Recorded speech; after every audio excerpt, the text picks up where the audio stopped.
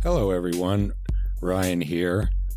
I'm just providing a quick intro because we recorded this episode on Saturday, and I think as we were recording or just afterwards was when Alex Pretti was killed by CBP agents.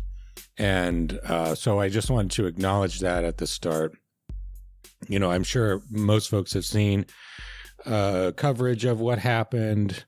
Of course, he was a legal observer there filming, these kidnapping squads with his cell phone. He attempted to get between one of the CBP guys who had pushed a woman to the ground, as they tend to do. Just reacted with insane escalatory violence. It was like a half a dozen of these guys. They pushed him to the ground. They pepper sprayed him. They were beating him with a pepper spray canister. And then seemingly out of nowhere, they just started shooting. Shot him in the back. He was on the ground, face down, completely helpless, being restrained by, again, a half dozen of these guys. A straight up just, cold-blooded execution in broad daylight witnessed by dozens of people. And in the aftermath of that, I would say that it seems that this might be the bridge too far for a lot of people. A wrinkle here is that Pretti had a gun. He was carrying a pistol. But it was a legally registered firearm. He did not take it out or menace it, the agents, or, otherwise do anything with it. And in fact, in the video, you can see one of the agents taking his gun away from him while he's on the ground before they start shooting. And they attempted to use the fact that he had a gun, as evidence that he was going to do a massacre, that he was a domestic terrorist. But, it reached a level, I think, of the hypocrisy of these people to suggest that because this guy that we basically just killed for fun happened to have a gun, that means that he could be summarily executed by the state. It's not only pulls apart with how Republicans have behaved with regard to gun owners and other circumstances, but it's also, it's like just makes a hash of everything Republicans have been saying about the Second Amendment and constitutional rights for going on like 50 years. That the people have to be able to carry firearms in case of government tyranny. And here is the government tyranny enthusiastically supported by the conservative movement. And then one of the victims happens to have a gun. And the response from conservatives is, well, that proves he deserves it. He deserved to be killed. He deserved to be murdered by the state. And I think that was a little bit of a bridge too far for some people. And you see a lot of them, a lot of the rats deserting the ship. Even some of the most brain-dead streamers, Asmongold, that guy, he seemed to be a little wishy-washy on it. A number of conservative commentators. And just before I was recording this intro, we see that Greg, what's his name? Bovino, the little mini Einsatzgruppenführer guy who's walking around in his Nazi coat and taking pictures of himself as he sort of throws tear gas canisters at protesters and stuff. He's out. He's going back. And it looks like they might be pulling back from Minneapolis, at least partially. I don't think this is over by any stretch of the imagination, but it seems like they have really gone too far. And, I think it tends to demonstrate that the approach of the incredibly disciplined Minneapolis organizers was entirely the right one, that they won the battle of public opinion, at least, including in the brains of some conservatives who do not actually have the stomach for the type of things that they say that they want. When it comes to Pretti, who, by the way, was a white man who was a ICU nurse for the local VA hospital for veterans. And, the identity shouldn't matter in cases like this, but it does. Of course it does. It mattered that Renee Good was a mother of 3, white woman. And it matters that, this Pretti guy had a lot of he looked like a lot of conservatives look. He was had a baseball cap and sunglasses and a beard. And if the regime is willing to kill him and then retroactively justify it by saying he's a gun owner, I think that a lot of people who were previously on the fence are now seeing themselves as potential victims.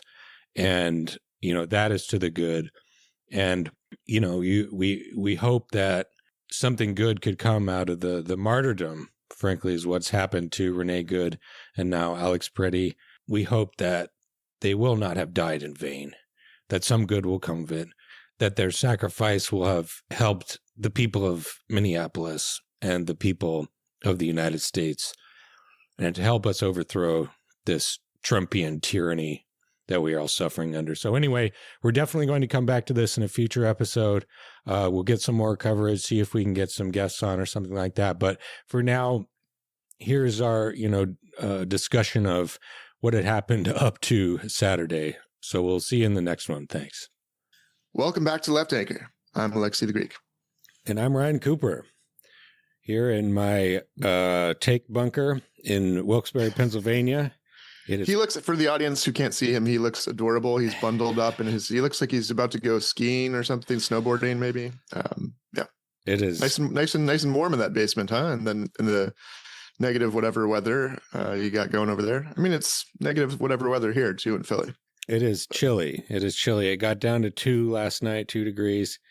And, the thing about living in an old piece of junk house with no insulation in it is that the cold air, it just comes right in. Is that how that works? Yeah, it's crazy. Like uninvited, rude. Really. Yeah. So I've just been stuffing insulation in any corners I can find and sealing up all the windows with plastic film, which makes a huge difference, by the way. But anyway, yeah I've still cold. Already got frostbite in my toes, but the podcast must flow. That's right. To quote Braveheart, that'll wake you up in the morning, boy. Yeah, precisely. The kids these days haven't heard of Braveheart nor seen it. That's how old we are. Yeah, I'm not surprised. And it's not for woke reasons, like they hate Mel Gibson for being an anti-Semite, because that would be respectable, but they just have no idea what the movie is. Yeah, probably haven't heard of Mel Gibson. He's just been out of it. Who's that? Right. Is he on TikTok? I don't know. Oh, the erasure of public memory. Anyway, how are you going to watch a movie that's 3.5 hours long? That's the thing. They can't. I was just we're really digressing. I was just seeing an interview with Matt Damon about how the studios make them change scripts now, so something exciting happens right away because people are watching the movies while they're on their phone at home, like on Netflix. They're on their phone during the movie the whole time. So they have to consciously think of how to write the script and devise the plot such that there's something to catch their attention, every 7 minutes or whatever. Yeah, it's really embarrassing. It's very embarrassing. Yeah. We're regressing as a culture.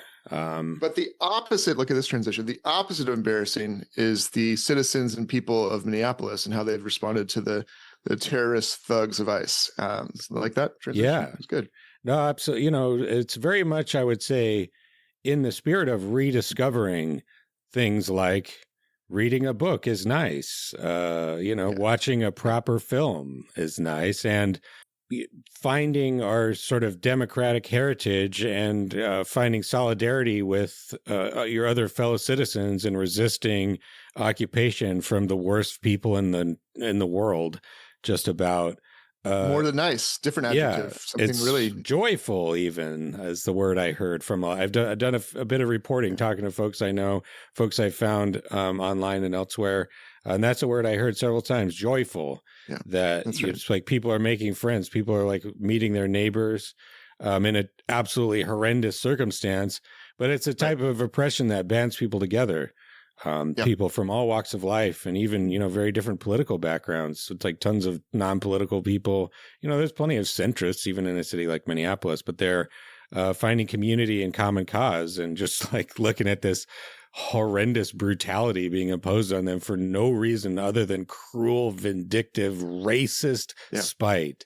No, it's important. The affective has always been important, even with Mamdani's success, the way that brought people together. And protests, strikes, these kinds of things, it's important for the emotions, the imagination, and kind of the imagined connectedness that we all have. That's what solidarity is about, right? That is fostered, and that helps resist the alienation and cruelty and monstrosity of fascism and capitalism. So so let's get to some of the specifics here, because people may or may not know what's been going down since the murder of Renee Good, and you covered a lot with Will Stansel, but we have some updates. New things have happened, right? Yeah, I do recommend going to listen to that episode. He's been on the ground, like going toe to toe with these goons. I mean, basically, to give a brief, summary, there was this right-wing dipshit YouTuber who made up a bunch of lies about Somali daycares doing welfare fraud, which tied into something that did happen, welfare fraud conspiracy back during the pandemic, but in this case was not true. But that was enough. That was like triggered off the right-wing like frenzy machine. It was all the excuse they needed to send in something like 3,000 occupying, paramilitary troops, ICE and CBP, Customs and Border Patrol, into Minneapolis and the general Twin Cities area as well, to just do an ethnic cleansing campaign. I think they are targeting anyone that they can basically kidnap, who looks non-white, and usually it seems like if they are U.S. citizens, they'll like throw them out by the side of the road. Literally, like they'll like oftentimes like beat the shit out of them and then just like throw them on the side of the road, not dead, at least thankfully for that, for the most part. Some people have died. But yeah, anyone who's at all questionable, people who have a refugee application, folks who have green cards in many cases, are just being summarily deported. And it's like there are probably a fair number of white people who would fall under that classification. There are a lot of immigrants in this country, a lot of students and that sort of thing, but it's exclusively just, people who appear to be not white. That's their orders. That's who they're getting.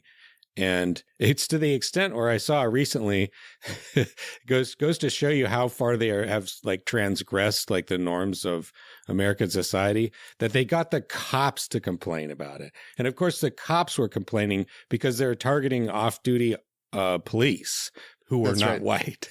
This is happening in New York and other places as well. This is like, but not only like a few of them, but it's like so common that there's been press conferences. I saw one in New York City where like a number of officers have been complaining about being harassed and detained, and had to at the last moment reveal that they're a police officer. Otherwise, who knows what would have happened? And then the ICE people scurry away.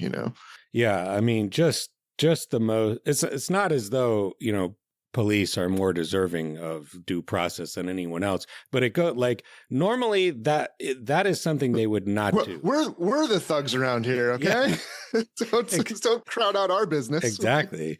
And I've heard a number of I read a number of interviews with the Minneapolis police chief, a guy who's been on the job since 2022. That's after the George Floyd protests, who I'm sure is a cop and has like cop mentality, but he was complaining, in ways that you really don't hear police talk about other law enforcement agencies, being like, these guys are unprofessional. They're messing everything up.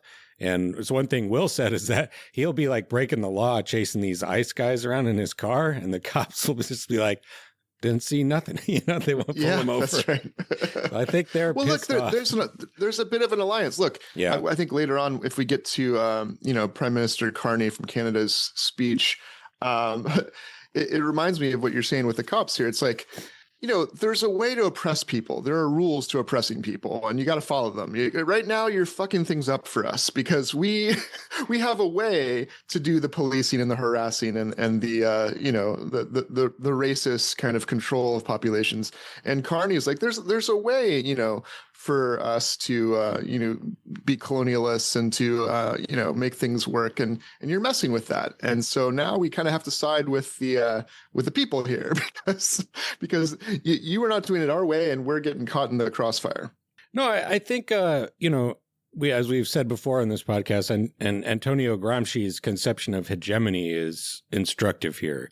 You're talking about a settled sort of political consensus across a society, like a critical mass of the population accepts either tacitly or actively a set of arrangements as to how society is going to work.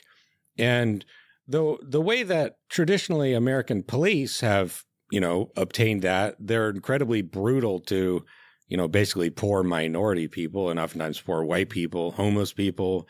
The prison system is full of people who are often unjustly over-sentenced or innocent.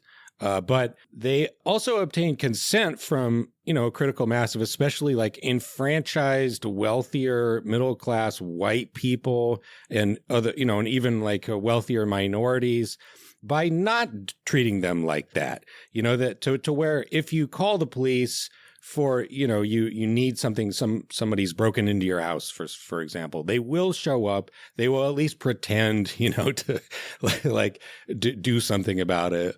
It's not,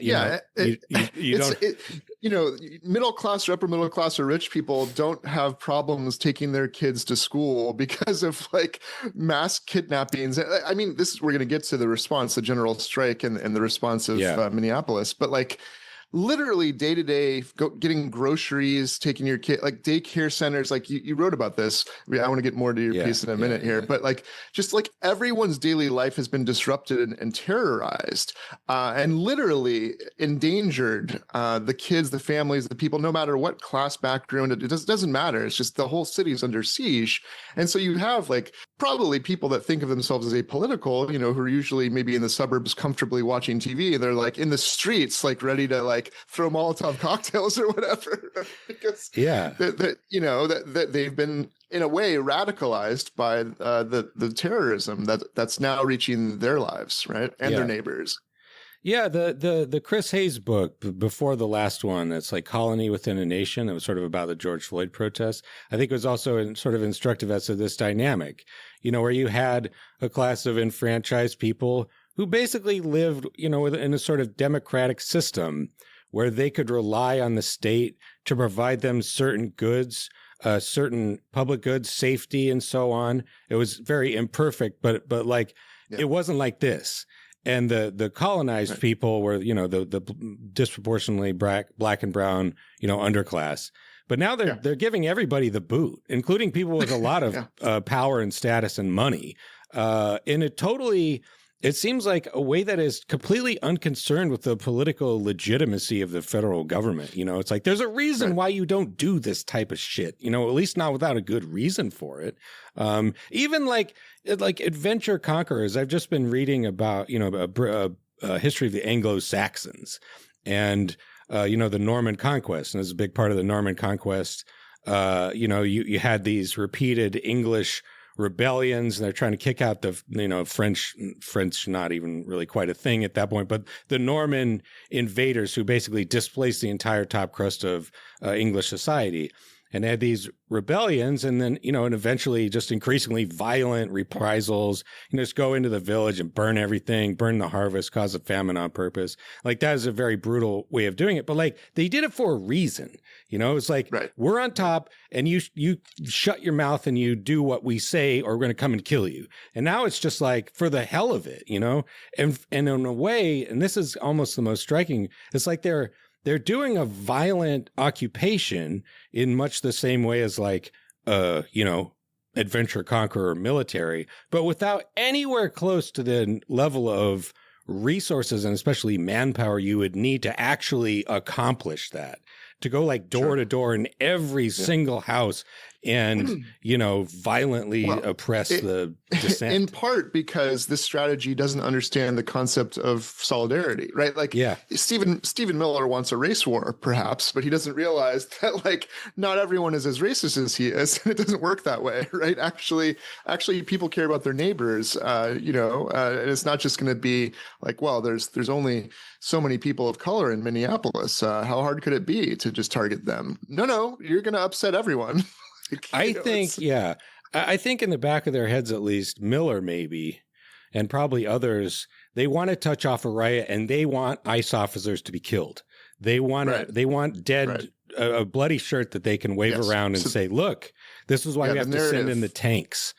And they're not doing it, and this is something Stancil was talking about. It's like, in George Floyd protests, which a lot of this is drawing on the legacy of the connections made in those days. That was very much an internal thing. It was the domestic police department that killed that guy.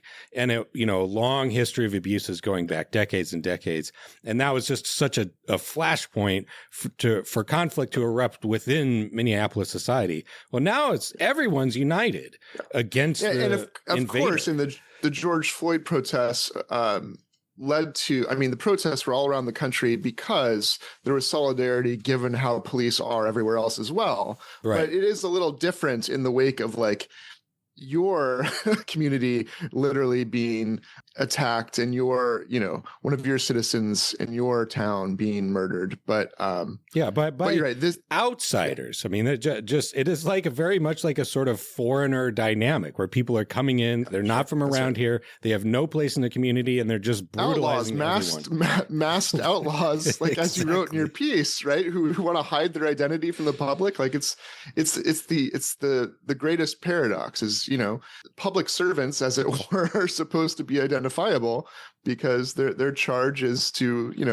be a part of the representative government. That is, it's so silly that it hardly needs to explain. We hardly need to explain why it's pernicious and gross and it goes against all the ideals of the country and all that. But yeah, so part of the response now has been dozens of labor organizations, other community organizations in Minneapolis, from teachers unions to SCIU to, AFL-CIO, just any number of organizations locally and nationally have helped organize what yesterday was a general strike, right? Yeah. No going to school, no going to work, no shopping. And I saw this picture of the busiest highway in Minneapolis, and there was like no cars on it, which was just an incredible thing. Of course, general strikes don't work just, for a day, but I think it is a kind of like, hey, Capitol, look what we can do. You want to really call our bluff on shutting things down? Yeah, they had also if I'm not mistaken, the participation of like hundreds of local businesses too. A lot of the petty bourgeoisie who are also, they're being terrorized, right? Terrorized, and their workers are being kidnapped. There's a lot I've seen a little disruptive. Yeah, they folks have been posting it, and they were telling me about how in like the places you would never expect this, like just, pretty reactionary business owners, you think they still have no ICE, stay out. Because it's like, I this is my dishwasher. Like, I'm trying to make money here. Get the fuck out of here. Like it's true. By the way, that the film One Battle After Another, we got to watch that together and talk about it sometime, because there's a part of it where there's a great satirical, like these military guys who are going to go in, they're like ICE type people, and they're talking about the threat, but the film has them just describe the threat in terms of the actual business names, and they're like, yes, so the terrorists, they're at the Carlos's laundromat, and they just list all these small business that are obviously innocuous and just part of the community. And it's like so obvious what's going on is this absurd labeling of terrorism when it's just like people trying to work and serve the community, right? Yeah, and I think that it tends to demonstrate that sort of tactic, which also there was a huge rally against ICE that took place in downtown Minneapolis. It had 50,000 people or something, and it is, by the way, cold as shit there. It is like 9 below negative whatever, below zero, and that was before it while the sun was still up. So like minus 20, 23 Celsius, something like that. Apparently yesterday, what 50,000-ish people, it's been reported, came out. Yeah. Protest. Yeah, that's what I saw as well. And yeah, I think it tends to demonstrate that, the tactics they've sort of naturally evolved into this, which is basically your classic sort of Gandhian, Martin Luther King, nonviolent resistance. That's the correct approach at this point, that what you're looking at right now is a sort of battle of attrition and willpower, as well as a battle for public opinion across the rest of the country. Because like they're just gumming up the works. That's what Stancil was talking about, driving his car around, that they just prevent them from doing their jobs. And the more you run out the clock, every day is another day closer to the potential end of Donald Trump's presidency, which must come at some point. And there's a kind of brilliant jujitsu in that. So you're going to muck things up, then we're going to go with that and shut everything down, right? And see how everyone likes that. Right? Because that's, I mean, it's akin to Dr. King and the civil rights movement. Oh, you're going to treat us like criminals? How about we want to go to jail now? How about all of us are going to jail? Let's get arrested on purpose. Let's see how that shifts the narrative. And we're going to do it in a way that shows who really is the source of violence here. Yeah, and even just the presence of lots and lots of people has in itself a sort of intimidation factor for people. They're driving around in convoys of, a couple dozen guys, maybe, or less than that. Apparently they are complaining, right? Didn't DHS send a thing out about like, oh, our poor, agents are being harassed at like gas stations and stuff when they try. I mean, I think there's incidents where they're trying to do their kidnapping, but there's so many people out and about and observing that they like roughed up the ICE agents and pushed them out of the way, and the DHS is complaining online about it. They're stop resisting, and meanwhile, you look at public opinion polls, the reputation of ICE has fallen by like 20 points or something like that over the last couple of weeks. It's funny that Trump still has like a net positive approval on the border in some polls. But immigration enforcement has fallen catastrophically. I think it just tends to indicate how confused people are about the way the immigration happens, and people didn't have a clue, and nobody really talked about it that much during the campaign, especially not in national media. They're like, oh, mass deportation. Yeah. What would that mean? It's like, oh, you're going to round up 20 million people. It would look exactly like this, except much worse, and across the whole country all at the same time. I mean, how many people know that the funding, right, that was increased for ICE is greater than the military budget of Israel and other countries? Like greater than any military budget except China and the United States. Right. So we have our own paramilitary that we've used basically to declare war on our own cities. We're not a functional republic if people don't understand that happened or what the implications are, because they don't. They didn't know. It's the people. The information environment is so corrupt, that you can't have a virtuous citizenry with just everyone being comprehensively lied to all the time by the media and the internet. That's right. That's actually what I've been writing about and thinking about a lot lately through the political theory of Hannah Arendt, because Trump is not just a liar and a propagandist and a bullshitter, but I don't know if you know that when he made statements about Renee Good and her killing, he had not even watched the video when he made his judgments. Which isn't really a judgment, it's a prejudgment, it's a prejudice thing that there's friend-enemy distinction, and I already know what happened. I don't need to know what happened to know what happened, right? Like, and so just really quickly, like the fact that she was a legal observer, there's an added irony, and all of the people that come out to observe, that's like the testimony, the bearing witness, if you will, that gives rise to an actual factual truth that we can then debate the meaning of and debate what we think about ourselves and who we're becoming based on the perspectives that allow us. Literally, there's video perspectives, right? That and the New York Times did a great job piecing together how she was killed and all that. But like Trumpism and MAGA and a lot of the media, its purpose isn't just to offer crazy arguments. It's to undermine factual reality so you can't even have an argument. There's not even a shared object in view. Yeah. And so what Arendt says is you need to have a common world in the first place before you can have pluralism. Pluralism is great. Different views and debate and discourse is great. But you have to have a shared object in view first. And that's what they've been destroying. Yeah, the way that Kristi Noem immediately got up and just started spouting lies, this is a domestic terrorist. And the guys were like trying to get their car out of the snow. And here she came, deliberately tried to run them over. I mean, it's just like, it just got hot with, rage listening to this woman, what a disgusting, disgusting person, human filth. I think that's sort of the part of that reaction, and not just how offensive it was to lie about this innocent woman, innocent mother, who's got her fucking brains blown out all over her children's toys in her Honda Pilot, but how it was, just a assault on the very idea of, consensus reality that is just necessary for any type of, democratic politics. Or rational politics either. It's maddening. But again, I think that the way they have really overplayed their hand here. I think they really couldn't be doing a worse job with this. Because they just don't have the manpower to do this across. Even if they were to put everything they got into Minneapolis, I don't think it would subdue people. It would be horrible. They'd surely kidnap lots and lots of people. And some of them are, I just learned about this today, by the way, they're being sent to this torture dungeon in Equatorial Guinea. If you've ever heard of that place, it's called the Black Beach.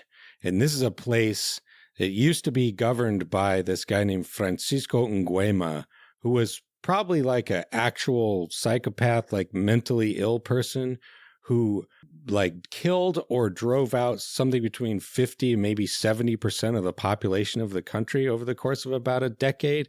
It was called the Dachau of Africa, one of the worst dictators in history. Anyway, his nephew took over and killed that guy, and he's still in charge since 1989. And it's still an incredibly repressive dictatorship. And that place is pretty infamous for whenever they fill it up, there's no more room. They just kill everyone in there. And, then they got freed up some bed space. And this is these are the partners of Trumpism and MAGA. Right. Of course they are. It's good that there's a popular front resistance to this, that even the centrists of the liberals are on board, because the Democratic politicians are not all responding very well, because you still have a number of Democrats leaders in Congress who are like, yeah, let's just slightly reduce the funding, or we need more training for the ICE agents. And so I think it was Heather Cox Richardson, the kind of liberal historian who has a blog post that's titled "DACO didn't need better trained guards." Yeah, they had too much training. In fact, they're trained how to murder people. Yeah, there's people. I've seen some like glimmers of. I saw Tim Kaine, who was like, I don't want coming out against this. I have very little expectations, especially Democratic senators. But I just feel like the leadership, and above all, Chuck Schumer, they just are incapable of reacting to the moment. Like it does not fit in their heads that they could be like suffering. Basically a terrorist occupation of an American city. Yeah. And they just sound like, no matter what the topic of discussion is, they sound like somebody discussing, a 5% increase to the, USDA budget for, agricultural adjustment or whatever the fuck. They're talk about alienation. They're so alienated from the reality of the human beings that live in the country. It's ridiculous. And that's why Schumer has to, invent his imaginary family that he consults for advice. Because he doesn't know what it's like to actually like imagine real people or talk to real people. But no, so that's almost like, look, the Trump MAGA fascistic impulse is to destroy and erase truth, erase history, erase memory, make people invisible, or literally like absent them from the country, or if they're killed, that works too. And there's this kind of like death drive thing that is all about, if you think the destruction of the public sphere is the sphere where we appear to each other, right?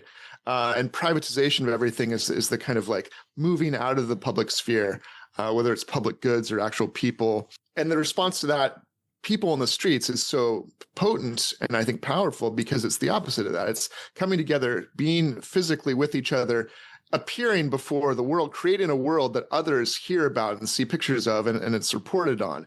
And now suddenly there's this common object in view that we can talk about and think about and oppose that erasure and that destructive drive with, because it brings people, in this globalized, fast-paced world, it brings people together at the same moment in time against the same problem. And that's a very powerful thing. And that has a lot of, whether it's a general strike or other responses, a lot of possibility and a lot of potency. And that's a scary thing for the forces that be, who are just trying to be cruel and line their pockets and so forth. That they can't, I think, ultimately respond well to that. Yeah, and I just to finish my thought off there, there's sort of two ways you could think about approaching the resistance here. You have the nonviolent, organized nonviolent way, Martin Luther King, Gandhi, that type of thing. What's happening on the ground now? Or you could think about actually, violent resistance. And, I don't want to say that is a necessarily the wrong move always. Because it can come to that. Like that's the Civil War was that. At a certain point, that's the only option left to you.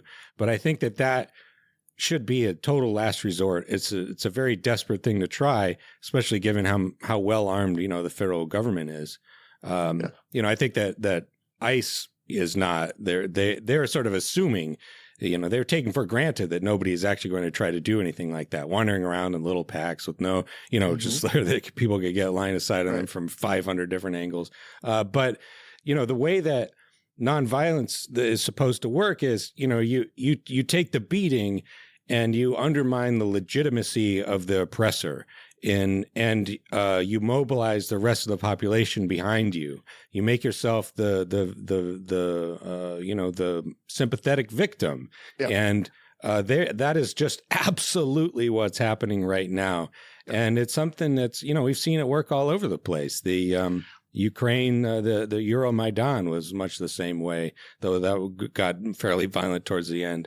But it's very, much like contesting the power of democratic legitimacy and saying that, no, we are exercising our constitutional rights here, or basic stuff in the Declaration of Independence.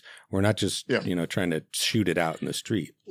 No, and in fact, I think I want to complicate it a little bit too, because if you have numbers in the street, if you have people involved, you don't need to shoot ICE. I mean, like you said, when you had the ICE guys surrounded the gas station with citizens, they were, you could call it nonviolent, but they were physically forcing them. I think literally also they manhandled them, but they wouldn't even maybe need to. They could intimidate them away, or they could physically manhandle. You don't have to get too violent if you have the numbers.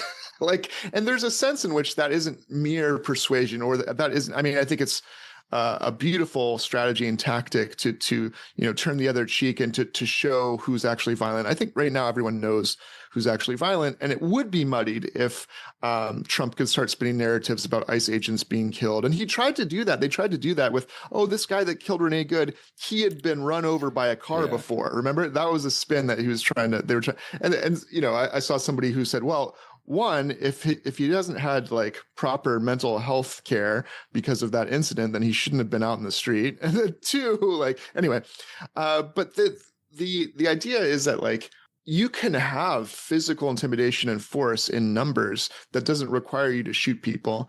If they start opening up on crowds, and make it real clear that they're just indiscriminately murdering people, I don't think that's going to go well for their narrative either. No, exactly not. Yeah. It's not a clear, bright line, but it's if it turns into a Battle of Fallujah type thing, that is not something. Although if it's white people, I think it's harder for the racist narrative that they're all criminals and terrorists to work. So, for example, the AG in Arizona, did you see this? She basically came out and said, and then she tried to clarify that she wasn't prescribing it. She was just saying that this will happen. At least a lot of guns, I think, in Arizona. And she's saying, if mass people start doing stuff here, Second Amendment says, people, she basically says Arizona citizens are going to start shooting these ICE people. Yeah. Right.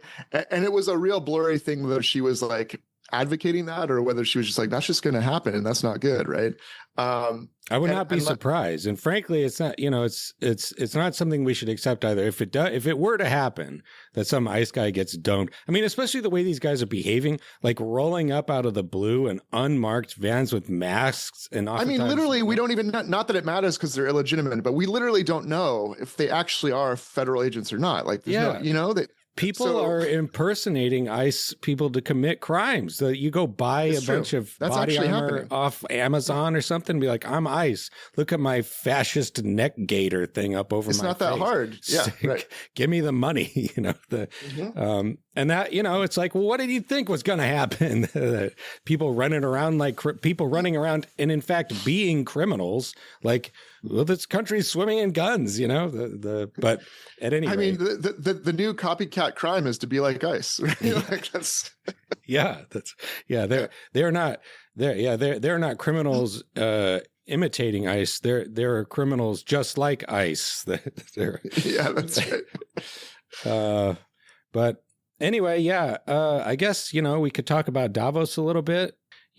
I think it's sort of related to what we've been talking about a little bit, so they had your classic, the meeting of the globalist elite. They're at Davos, Switzerland. And I think the star of the show was the Prime Minister of Canada, Mark Carney, who gave this incredibly well-reasoned and sophisticated speech about, setting up basically a new trade regime, a new world order of, middle powers who don't have to submit to America's quote unquote rules-based order anymore. He quoted Thucydides and Václav Havel. And my initial reaction, like anytime you see, there are plenty of smart leaders around the world, but this one, this guy's particularly well-read, literate guy. And you listen to Trump's speech a bit later and you're like, Jesus fucking Christ. It's so humiliating to have this oaf. He just goes up there and gives like a stump speech, like he's talking to a bunch of MAGA chuds in a diner in Ohio somewhere, boasting about how everything's going so great. It's all, half lies. We got the best growth, the best numbers. Inflation's down. No, it's not. Inflation is up. You fucking piece of shit. And like, he just sounds mentally unbalanced and he's just rambling and like, God damn it. This is our national avatar. This is the president we deserve. This stupid fucking asshole who can't say anything but boast about himself and put his own name all over everything. And we didn't mention, for those that don't know, he got suddenly slightly conflicted over the killing of Renee Good when he found out that her dad loves him. God, of course. Yeah, of course. He's like, apparently he loves Trump, loves him. And he even paused. He's like, I hope he still loves me. I don't know. It's a tough situation. And then that led him to say, I sometimes they make mistakes, but there's very, very bad people out there. But apparently the parents really love me. He just could in any circumstance think of anything but his own narcissistic self. Yeah. In that way. Okay. Oh, just one side comment there that, I think that Trump has slightly better political instincts than most of the people in his administration, especially Stephen Miller. And I think he senses that, actually this is a loser for him. But he's incapable of doing anything about it. But anyway, sorry, you were saying. That's right. No, you're right. He doesn't have any principles. He doesn't really care if any one thing is, if the narrative's not working, he's a TV guy. He's going to shift to something else to spin a narrative on. But yeah. So, but as impressive as Carney was, two things. One is also a very mask off, academics around the world were like, oh shit, you're actually saying the thing that the scholars have been saying about the rules-based order and that it's total bullshit. Because the speech is mask off, we all kind of knew that the rules-based order was really kind of enforced asymmetrically to favor the powerful. And really, right, we only pursue war crimes against African leaders and we're not the ones. So we always knew it's kind of hypocritical. But the point of the speech is kind of well, now it's not functioning anymore at all. But it was a big kind of confession, although it's somewhat confessional on Canada's behalf, really. Like the US is the big culprit, but like the Western powers are all kind of complicit in this. But when you compare him to Trump, the thought that I was getting there is like Trump is like the Sopranos thuggish mafioso, maybe not Tony Soprano, maybe somebody even more kind of like obviously terrible. But Carney is like Marlon Brando. You know what I mean? Yeah. He's still a mafioso, right? But he seems like genteel and like likable. And this is a order. There are rules here. There's a kind of honor code. We're still gonna like accumulate power and wealth at the expense of the marginalized, and we have a friend-enemy distinction too, and all that. But it's a kinder, gentler, more approachable mafiosa. So Yeah. I think there's something to that if we valorize the Carneys and their speeches a little too much, we realize that capital. So by the way, the genesis of this kind of speech and everyone freaking out in Europe is Trump's not just kidnapping Venezuelan presidents anymore. He's targeting Greenland, right? Yeah. Targeting Denmark's colony. He's targeting breaking up NATO. And so suddenly the other colonists and the other Western powers are like, wait a minute, that there are rules here. This is not NAM, and you're messing with the way that we do the friend enemy distinction. Yeah. I mean, the way that, well, I mean, I would say that Greenland, I wouldn't call it a colony. It's not a current colony. It's not really a current colony. They have representation in Parliament, unlike Puerto Rico, I would at least. Right. But I mean, there are a lot of indigenous people, as you reported on Greenland. Like a lot of indigenous people there that they don't have control of Greenland either, really. Right? They have the vote. Well, it's 90% Greenlandic Inuit. They have the vote. They have home rule. So they're not part of the European Union. They control their own fishing reserves and whatnot. Yeah.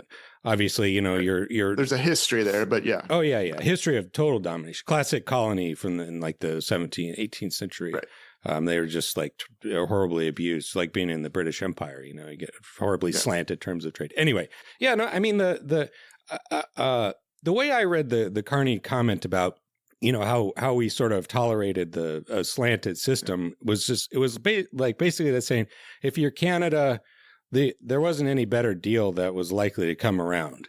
That if you're Canada, right, you more or less didn't get the business end of the American imperialism for the most part. Like you could. But the lie there is that Canada wasn't imperialist either. Like it's pretending that it's like caught in the middle. Like it doesn't really it's not doing any of the oppressing, which is just not true.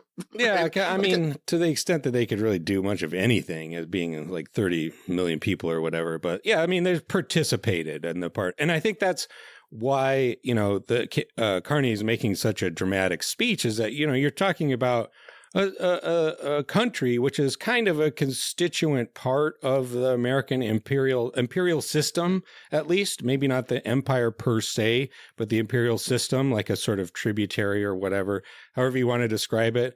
And the way that it worked before was much like we were talking about in Minneapolis, was a great degree of consent, that it was a pretty good deal for Canada, at least, and for Western Europe and all the rest of those folks. Like we when Norway found oil, for instance, in the 60s, it wasn't like we're sending in the troops and we're going to take it all for our American oil company. It was okay, you can do what you want with it. We're not going to fuss around like that. And now we're going back to a very much older system of, just like adventure conquerors, where you just run in and you just steal shit. And in the thing about Greenland, it's like the most worthless part of the whole European. It's like, who wants this? It's not, doesn't have a whole lot of value to it. And especially not in a way that anybody but Greenlanders could possibly appreciate. There's plenty. It's no slight against Greenland, but it's a big piece of ice. For Christ's sake. Not that it would matter if it was super valuable. Yeah. Of course not. But yeah, it illustrates the insanity of it. That you're going to blow up your whole tributary, your whole galaxy of relationships and alliances and whatnot over that. Why? It doesn't make any sense. And it's because Trump's insane and senile. And well, but he's also responds to whatever advice given or whatever thought he has. And he doesn't, obviously, this is why a good kind of leftist analysis or materialist analysis would be useful even to the Trumps of the world. Europe is going to respond in all kinds of ways. They can harm all kinds of businesses in this country. They can do all kinds of things. Same thing, the general strike response in Minneapolis. There's a lot of harm that can be done to capital, and that's going to put pressure on Trump. And so he's already walked back the Greenland thing a little bit. He's like, well, if I did it, it wouldn't be through force, And then apparently he was going to do tariffs in all the countries in Europe that were against the Greenland things, but he's already walked that back now after capital kind of gave him a little spanking for it, right? Well, they apparently sat down with the Secretary General of NATO. And they basically said they showed him an agreement that was basically the existing treaty with Greenland with the old name crossed out and Donald Trump put at the top of it. And that apparently, for the most part, is acceptable to him. And you're just like, Jesus fucking Christ. Yeah, that's right. Yeah. But that, I mean, again, it's like, not just, Greenland is, in particular, Greenland, not just sort of part of the whole alliance structure in which the U.S. is a dominant, part, but explicitly a site of very important American military bases that can be expanded basically indefinitely without, is already the status quo. You could do that as much as we want. And you're just like, that's right. What on earth could you possibly... Are we going to melt down the ice cap for extra drinks at Mar-a-Lago? I mean, one might think he looked at the map, which obviously the map isn't actually proportional. It's like famously distorted. And he's like, a real estate guy who's like, look at all that land. It's the size of Africa, except it isn't. It's about 1/12 the size of Africa. You dumb asshole. Didn't he in his Davos speech keep mixing up Iceland and Greenland as well? Yeah, he did. And then they claimed he wasn't. Carolyn Levitt was like, no, he didn't. He was just saying the land of ice. Like, it's again with the just flagrant lying, just as a sort of compulsion. And it's such a weird thing, too, because he said things like, the Icelanders, they love me. They call me daddy. Did you hear this? Yeah. They call me daddy. And this, again, I want to reference it. It's one battle after another, because the weird, perverse sexual stuff is part of this fascistic mindset. There's weird stuff going on, psychosexual stuff. It's the only motivation to me that makes very much sense. I mean, you look at Donald Trump in his business career and his long and multifarious accusations of sexual harassment and assault going back. Right. And it seems like that's his principal way of approaching everything is rape. He doesn't want it unless he can't have it. This is why he was a dog shit businessman, because he compulsively ripped everyone off. And after a while, everyone was like, well, fuck you. We're not going to no contractor would work with him in New York State by the early 2000s, because it was like, no, you don't do that. He'll stiff you just for the sake of it. And he's doing the exact same thing now to the American system. It was like, we're stiffing people and breaking our word just for the sake of it. He wants Greenland because someone told him he can't have it. And that's it's the classic, like, Hitler's impotent kind of thing, like rapists who want to dominate because they're actually totally impotent. And the narcissism and adulation he seeks obviously is because he really knows he's a loser. His focus on winners and losers, because he's a loser who feels inadequate and needs to kind of prove himself as a man and a dominator and a winner. This kind of toxic masculinity, rapist mentality is maybe the most obvious unifying thing that explains all of his behavior amidst all of the contradictions and inanities, right? Yeah, and the whole administration is filled with just the most neurotic, pathetic little weasel men that you could imagine, who need to like harm others to prove to themselves that they're strong and not afraid. You can't deal with being vulnerable or the things that actually make one strong, sacrifice, vulnerability, care for others. Yeah. And that's, I thought Carney's reference to Thucydides and the Melian dialogue, right? And the line of the strong do what they want and the weak suffer what they must. It was so appropriate because the way that story cashes out, this is Athens at the height of its imperial power, and right at the point where they start getting hubristic and they overextend themselves and they get their asses beat, and that's the end of the war and the end of Athens as a great empire. And you listen to there's that famous quote from Karl Rove, I think it was, about the we're an empire now and we're not part of the reality-based community. And listening to Stephen Miller talking about, this is about the rule of force that is always straight on. I mean, these are the people who are in the grips of megalomaniacal hubris, who think that nobody could stop them.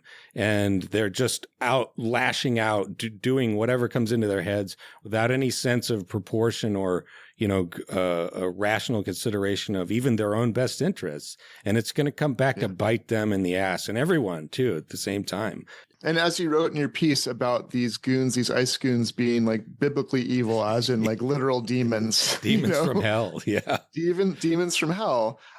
Insofar as sin or evil is the absence of good, and good are all those qualities of virtue, excellence, and being.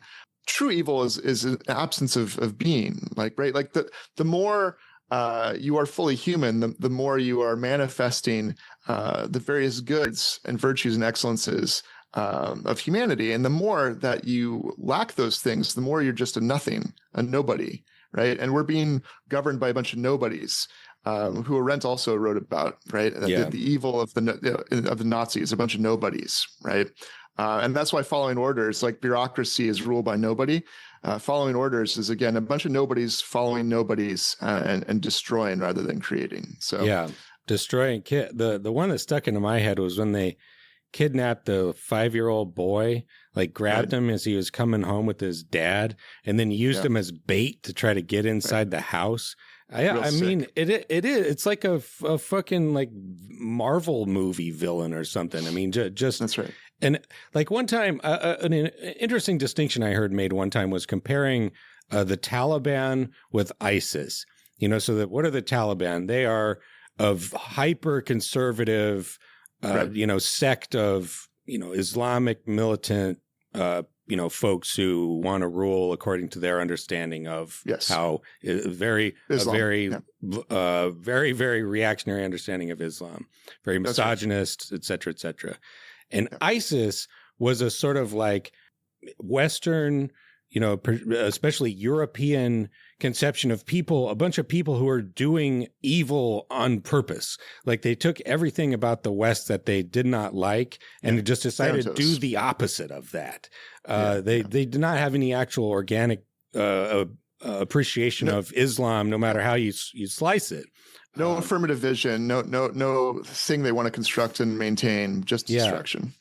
Kill, rape, pillage, mutilate, just for the sake of doing evil on purpose. Right. And we should mention how many Muslims, Arabs, organizations from Hamas to whatever hates ISIS and that literally go to war with ISIS as well. Right? Including the Taliban. The Taliban. Yes. For under Biden, and before we were paying the Taliban to fight ISIS. Really, you just what you'd think at one point. Speaking of imperial overreach, at what point you're like, what are we doing here? But anyway, I think that in this analogy, by the way, the police in Minnesota are Hamas.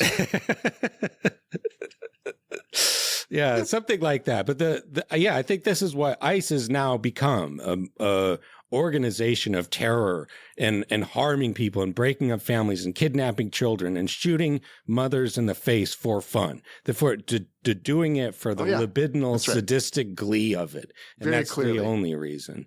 And to make a buck as well. Yeah. Get $50,000 never hurts, right? And you go back and develop a severe drinking problem. Yeah. But power to the people, baby. This is the people of Minnesota, the people around the country and the world that are coming out in support of fighting this terrorism. God bless them, and we will win. We will defeat these bastards. Oh, one more comment, however, on Carney's speech. I think what he was talking about, it was pretty coming from a well-read, if somewhat cynical central banker perspective, it makes a lot of sense. He's talking about making an alliance of middle powers so that they can resist the coercion of the great powers who now have they don't even pretend to be considering anything other than their whatever their interests they think there are. But the complication I would make to that is that the same virus that is afflicting the United States is present in Canada and in every Western country. The only reason that there's not a fucking MAGA quizzling shithead in charge of Canada, that Pierre Poilievre guy, is because Donald Trump couldn't keep his mouth shut about annexing Canada by force until the election happened in Canada. Yeah. And so when he started doing that, that was what pushed the Liberal Party from like the bottom of the polls up to the top and allowed them to win another term. I want to add to that. Oh, go ahead. You're finishing your thoughts. Sorry. Oh, just to say that there's similar, look at the Reform Party, more MAGA quizzlings from Nigel Farage in the United Kingdom. They're right-wing shitheads in charge of Finland. They're disgusting freaks. I've just been reading up on this. I won't get into the details too much, but yeah, they're just like MAGA. The MAGA is everywhere. These same type of disgusting freaks in every country, and it's really kind of a Cold War that splits right through the middle of every Western democracy. And this is why Rosa Luxemburg's socialism or barbarism dichotomy is right, because I want to point out that Macron and the Western leaders basically condoned the kidnapping of Maduro, and oh, the sovereignty of Venezuela, whatever, and also the rules-based order. Are you kidding me? Hello, Gaza. Hello, Biden. Hello, the Western world that largely facilitated talk about pissing all over international law. It's just totally. I mean, you had the ICC doing some stuff in South Africa leading the charge, and but okay, Greenland's being threatened after Gaza is total rubble and ethnic cleansing and genocide has been committed against brown people, right? This is the kind of centrist or liberal hypocrisy that facilitates the far right. Like, you don't get the far right unless the center and the liberals are defeating the left and allowing for the kinds of marginalized populations to be treated this way. That solidarity means something in part because it's not going to end just with those people. That's that famous poem, right? That first they come for the communists, then they come for, right? But they're coming for you too, baby. And if the liberals keep making the friend enemy distinction the way they've been doing, we're like, oh, we're kind of upset about Gaza, but I think maybe it's a war and, it's complicated. That kind of mentality is what leads to this fascist uprising. And you have to get your head out of your ass a little bit and understand that the future relies on no longer doing that kind of nonsense over, I don't know if I wouldn't call it a genocide. That kind of logic has to be eschewed completely. And we have to have a true popular front that radicalizes the liberals in a way that makes everyone's life count, and that truly has a vision where not just crazy fascists aren't in charge, but we don't allow anyone really to be marginalized, even if they don't have connections to Western powers, right? Yeah, I don't think that you would get Trump the degree of MAGA being willing to tear up the whole international system without 20 years of the just utter hypocrisy of. It started, I think, probably maybe the most important first mover in the 21st century, at least, was the Iraq invasion, which is just like flagrantly illegal, but obviously based on lies, turned into a huge fucking disaster. And then, Gaza, where it's like, it's not, I mean, that's sort of what Carney was flicking at a little bit, I think, and not just like trade agreements and stuff, where it was like, well, yeah, we have an international order, except when the United States decides that we want to just like back Israel to the hilt, where they killed tens of thousands of children. That's right. Yeah, it's if it's not a rule, if it doesn't apply in every circumstance, so that's something we could, if we ever get a chance to build a new one, we could say, no, this actually applies to everyone. No, even you. But that's, a conversation for another time, I suppose. That's right, brother. All righty. Well, thanks for listening, everybody. Good luck out there. All solidarity with Minneapolis. I don't know how you say that. Yeah, stay warm and safe during the snowstorm if this comes out while that's happening. Yeah. And we will see you in the next episode. My eyes have seen the glory of the coming of the Lord. He is trampling out the where the grapes of wrath are stored. He hath loosed the fateful lightning of his terrible swift sword. His truth is marching on. Glory, glory, hallelujah. Glory, glory, hallelujah. Glory, glory, hallelujah. His truth is marching on. I have seen him in the watchfires of 100 circling camps. They have builded him an altar in the evening dews and dance. I can read his righteous sentence by the dim and flaring lamps. His